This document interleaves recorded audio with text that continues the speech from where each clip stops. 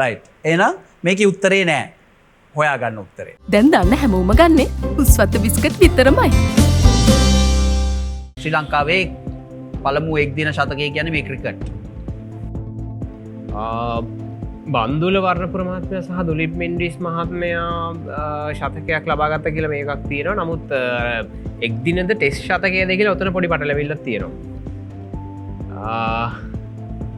බන්දුල වර්ණපුර රෝයිඩයිස් නං ඔය ශතකයක් සම්බන්ධ මං එච්චර ඔළුවෙන හැ.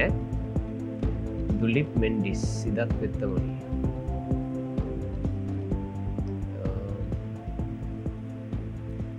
බන්දුල වර්ණපුර පල්ලමු ශතකයේ බන්දුල වර්ණපුර ගත්ත වගේ මතකයක් තියෙනවා. නමුත්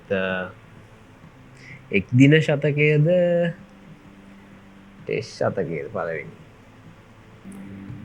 දුලිප් මෙන්ඩිස් හෝ බන්දුල වර්ණපුර තමයි එන්න ඕනේ.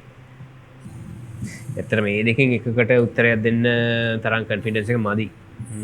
ඉතුරු එකත් තරම් බලන්න තමා එතන පොඩි chance එකක් තියෙයි කියලා හිතනවා. හරි අපි ගමු. හරි.